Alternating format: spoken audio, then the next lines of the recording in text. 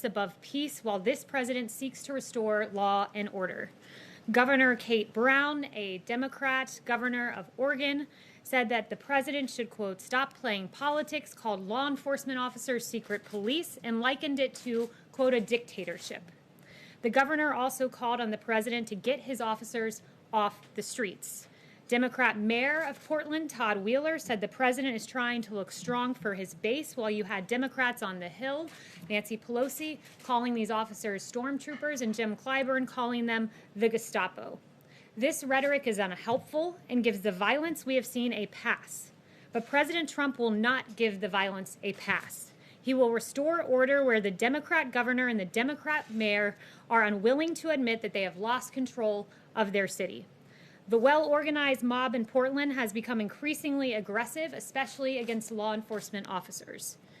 Individuals have thrown bricks, chunks of concrete, glass bottles, feces, balloons filled with paint, pig's feet, slingshots to hurl ball bearings, and batteries at federal agents and the courthouse. Multiple attempts to barricade officers in the Hatfield courthouse have occurred, attempts to start the structure on fire as well. Use of eyesight-damaging laser devices have been used, and strobe lights against federal agents as well. But according to Speaker Pelosi, when asked about the violent removal of statues, people will do what they do. The Trump administration urges state and local officials to work cooperatively to restore law and order. Operation Legend is a great example of this. At the governor's request, we went into Kansas City and surged the area with federal assets, FBI, DEA, ATF, and U.S. Marshals. This was named after Legend Taliaferro, a 4-year-old young boy who lost his life and was shot in his bed tragically. This has been a successful operation that has been waged in his name, including the arrest of wanted fugitives. Similarly, President Trump is taking action in Portland, even though you have a Democrat mayor and Democrat governor unwilling to work with us in this situation. We are surging resources, along with Secretary Wolf at DHS, and augmenting the Federal Protective Service to safeguard federal property. The bottom line is that this president stands with law and order, which leads to peace, and we will not allow Portland to become the new CHOP like what we saw in Seattle. And with that, I'll take questions. John. Kayleigh, 2 questions on Portland. One, the case of Navy veteran Christopher David, who went down because he said he wanted to talk to the law enforcement officers and ask them about the oath of office that they took. He was, as people saw on videotape, he was beaten with a baton. He had pepper spray sprayed in his face. He now has 2 broken bones in his hand. Is the president aware of what happened to this Navy veteran graduate of the Naval Academy?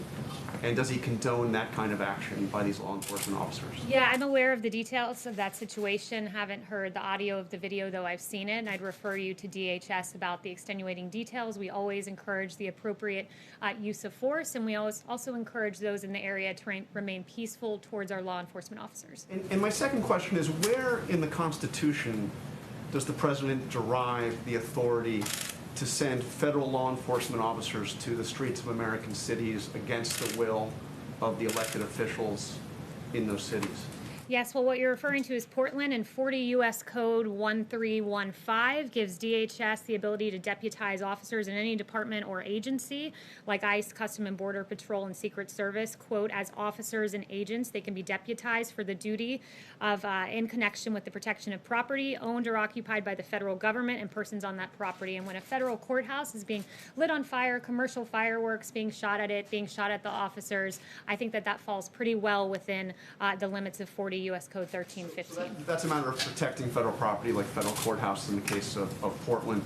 Does he see limitations to that power? And how far does that power extend into the streets of the city of Portland? What are there limitations on that? So under that authority to protect a federal property. Under the law, we believe that agents can conduct investigations of crimes committed against federal property or federal officers. And in the case where you have someone shooting off a commercial-grade firework and then running across the street, we don't believe that extends past our jurisdiction. Yes. Kayleigh, thank you. Yesterday, the president tweeted out an image of himself wearing a mask. He said that wearing a mask is an act of patriotism. No one is more patriotic than him. Then just hours later, he was spotted at the Trump Hotel not wearing a mask. Why did it take him so long, first of all, to be seen wearing a mask in public? And why the mixed messaging on this critical health issue that his own top health officials have said is critical to fighting this pandemic? The president's always been consistent on this, that masks, according to the CDC, are recommended but not required. He has said that he would wear one in the case he couldn't appropriately socially distance, and he wore one and put up the picture on Twitter, as you saw. Do you think that it's important to lead by example on this issue? Well, the president has led. He's been consistent, even going back to March 31st, when he said, then my feeling is if people want to do it, there's certainly no harm to it. But he hasn't done it, Kayleigh. He hasn't worn a mask. president- And so it's sending, is it not mixed signals? The president wore a mask in May. The president wore a mask at Walter Reed out of an abundance of caution. But as I've made clear from this podium, the president is the most tested man in America. He's tested more than anyone, multiple times a day. And we believe that he's acting appropriately. Let me ask you about the federal stimulus, if I might. Negotiations are ongoing. Why is the White House blocking Republicans' request for more funding for testing and contact tracing? Senator Roy Blunt saying it just doesn't make sense. I think that's just wrong. So no one is blocking any money from testing. One of the things I would add is that this is an ongoing negotiation. We're just in the early days of that. Currently in federal coffers, we have $10 billion, that's with a B, unspent, that is allocated for testing. And we want to ensure that in phase 4, there is money that is targeted for testing in the way that makes most sense. Republicans say they need that money. Is the president willing to come to the table? We're willing to put in money for targeted testing that makes sense, not just dumping money into a pot that already contains $10 billion. Kayleigh, there's very little support in Congress for a payroll tax cut, but the president keeps pushing for it. Why is that so important to him? How does a payroll tax cut help the 25 million Americans out of work when they're not getting a paycheck? Well, there are a number of things we're looking at for phase 4. And one of those things is unemployment benefits, where, as Secretary Mnuchin said, we want this to be completed before July 31st, the date that runs out. We don't want something to be an incentive where someone gets overpaid and has a disincentive from going back to work, where they get paid more on unemployment benefits than at work. So we want to be cautious about that while making sure that those unemployed are taken care of.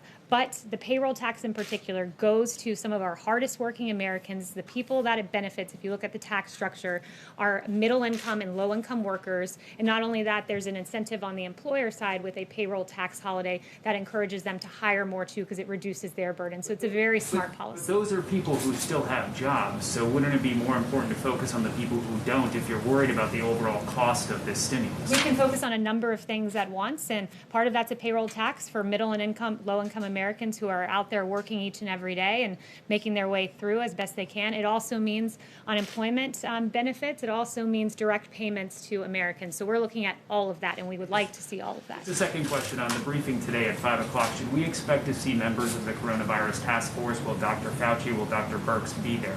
You'll have to tune in to see. Yes. Thank you. On Portland, on sending agents to Portland, as well as plans for Chicago, why are these the right people to send? My understanding, these agents often work on human smuggling, drug trafficking, things like that. Do they have the right skill set, whether it's gun violence in Chicago or quelling unrest in Portland? Well, first, let me add, they haven't been sent to Chicago. These DHS officials are currently in Portland protecting a courthouse. We do believe they're the right individuals for that, as does 40 U.S.C. 1315, the United States Code. It's egregious what's happening. The frequency jammers, the pellet and air rifles in Portland, it's being depicted as this peaceful scene. I can assure you it's anything but that, where you've had barricades trying to keep officers in the Hatfield, courthouse, injury to a Border Patrol team member's leg, injuries to the head, shoulder, and back of a deputy U.S. Marshal. A U.S. Marshal impaled his right hand on a board filled with nails set out by the protesters. This is not a peaceful scene. I'm very thankful to our U.S. Marshals and ATF and others who are acting in accordance with a statute and protecting a federal building, and doing so at great cost to themselves.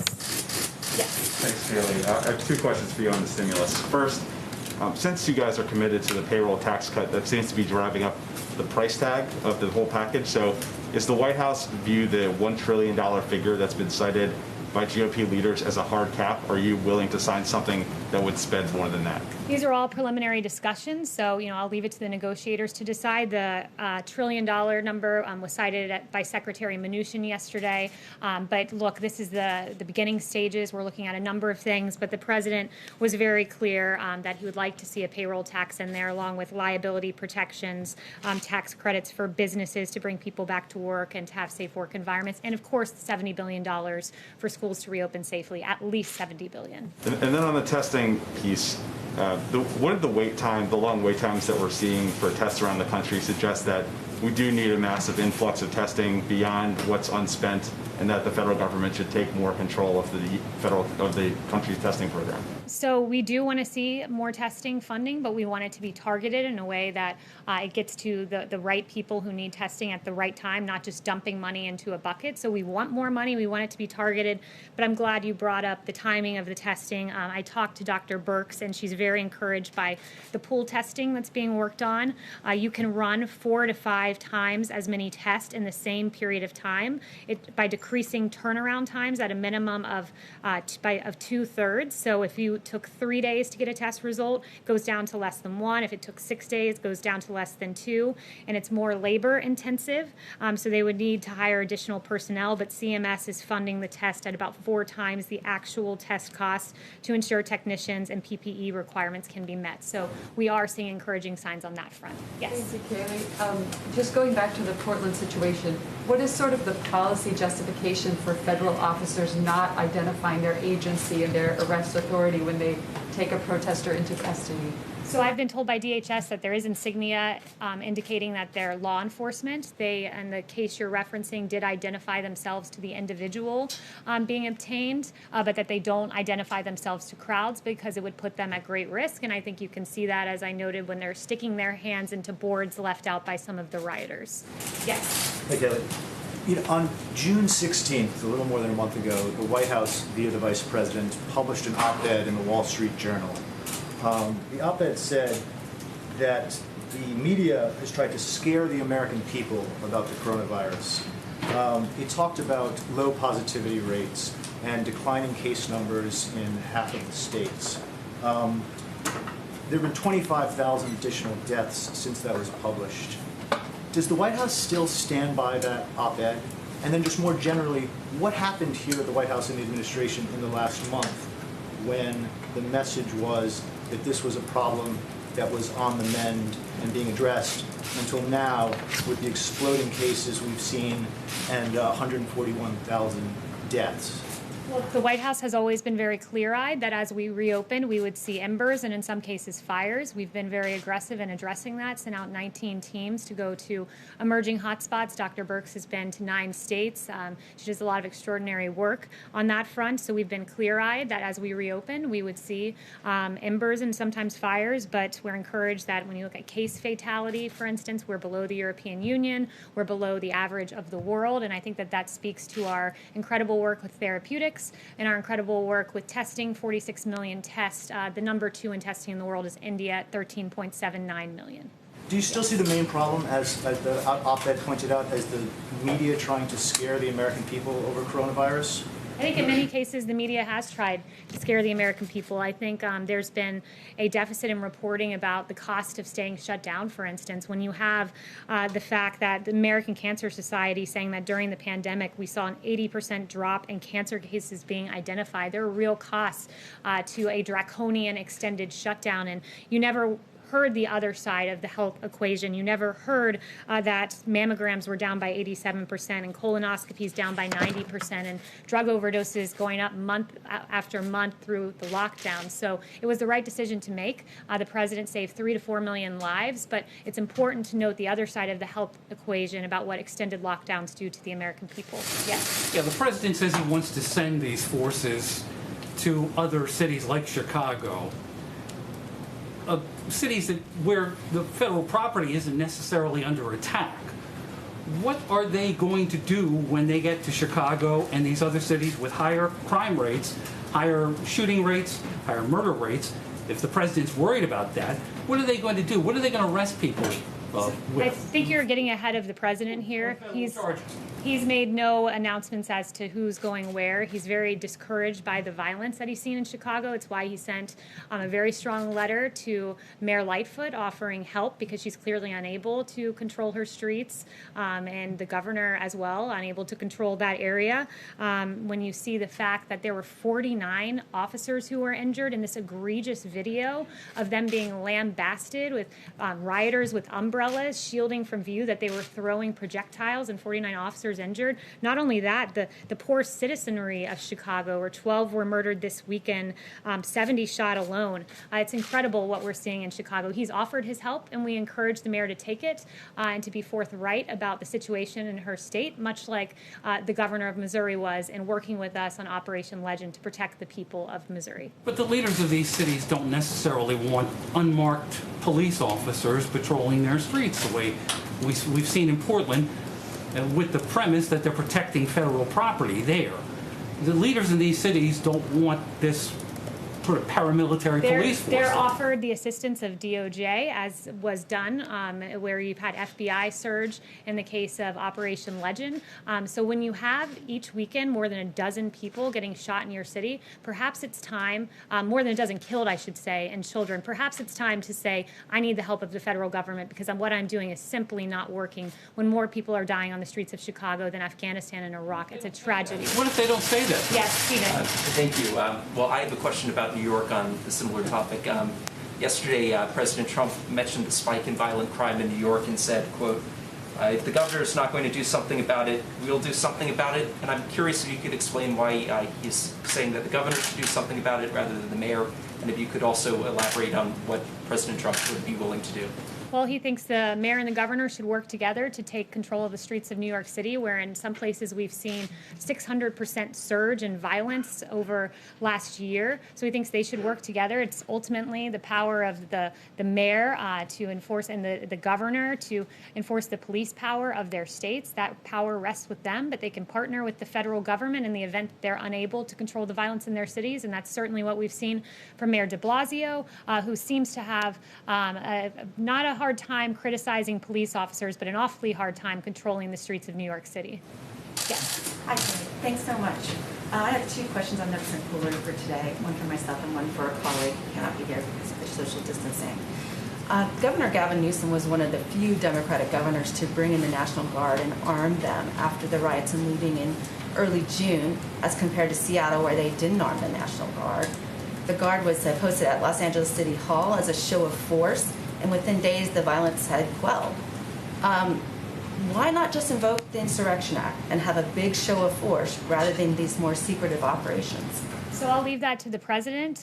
We don't have secretive operations going on. It's very clear what's going on in Portland. It's very clear what's happening in Kansas City. But with regard to the Insurrection Act, look, we believe that it should be governors and mayors doing what they have the constitutional power to do. The police power rests with them. So it's up to this president whether he ever decides to invoke that. But governors and mayors really need to step it up, particularly in Democrat cities where Democrat streets are out of control. And then the one for my colleague, John Gizzi at Newsmax is asking, what are the president's thoughts on John Kasich supporting Joe Biden in his plans to appear at the convention? What was for that? him? I didn't hear the last. John Kasich is supporting Joe Biden, and he plans to attend the convention and support the Democratic convention. So that would be a question for the campaign, but this president's quite proud of his record in the Republican Party and quite proud to have the support of 96% of the party, more than any predecessor in the history of the Republican Party. Yes. Thanks, Kayleigh. You said earlier that the president was tested multiple times a day. We knew he was tested daily, but can you elaborate on that? How many times a day is he tested? He's tested often. I'm not going to read out exactly how many times he's tested a day, but sometimes it is more than one time a day. Yes. Yesterday, the president said that when he was previously doing briefings, we had a lot of people watching, record numbers watching in the history of cable television. And I was wondering if ratings are factoring into his decision to restart the briefing, and if he is the best person to get accurate information about the virus out to the public, given previous statements at briefings like his speculation that disinfectants inside the human body could work as a treatment, which medical experts say is not the case, and claims that the virus will just disappear.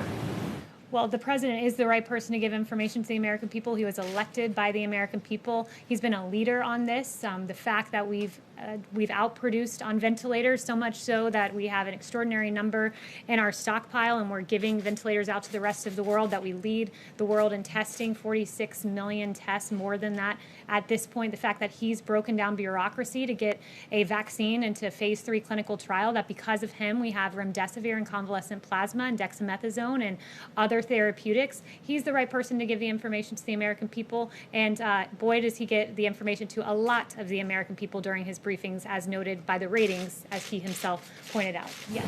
The U.S. Trade Representative is planning additional tariffs against Europe in the old dispute about aerospace subsidies. Is the president committed to impose additional sanctions, considering that Europe would answer with additional sanctions, tariffs as well? So since that's pre-decisional, I won't get ahead on any administration announcements on that front. Yes.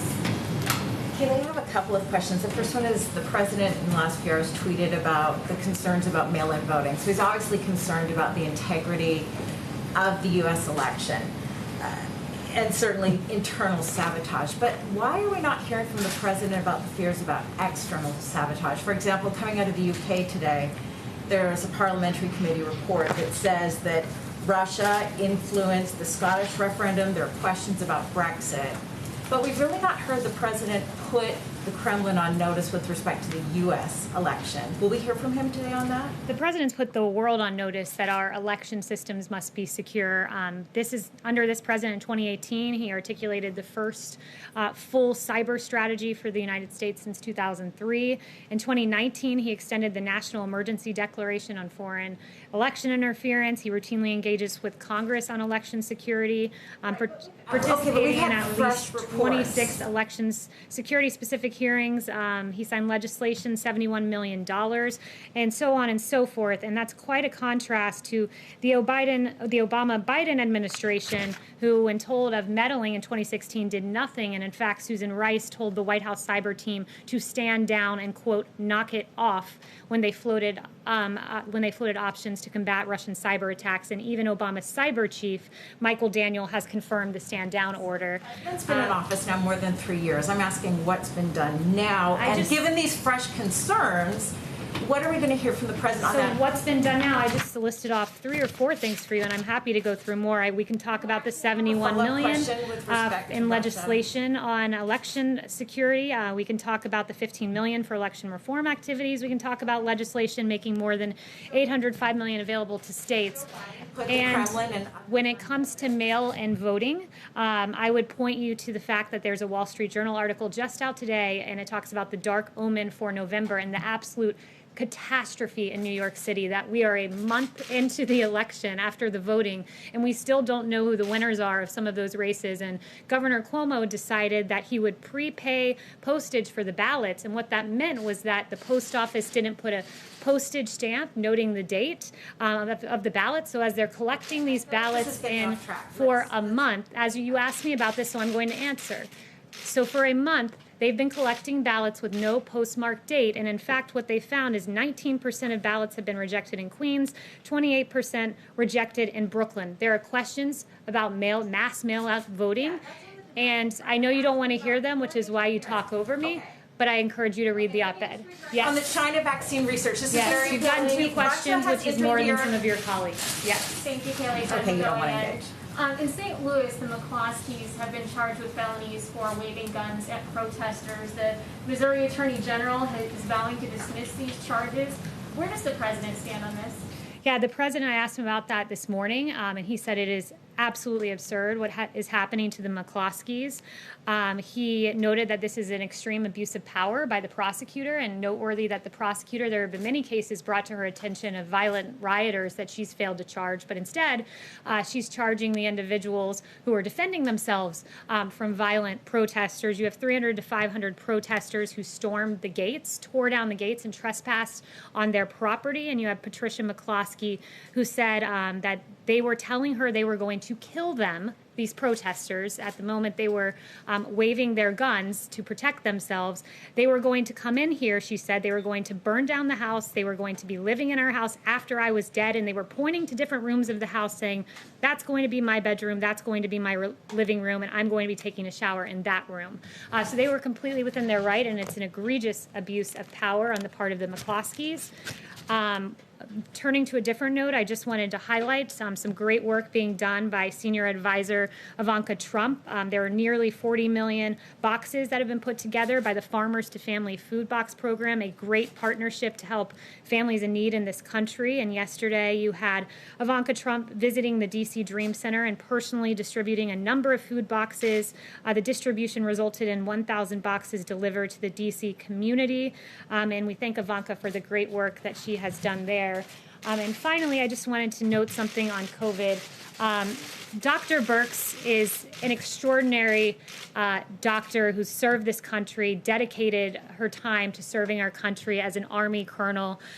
She served as an ambassador to PEPFAR, where she spent her life fighting AIDS and HIV abroad. And it is appalling, the attack that I saw on her in the New York Times based on no facts. And Dr. Birx, for weeks, has been sending out this data to governors, 400 pages of data to our governors so that they have the best information to make the best decisions for their people in their respective states.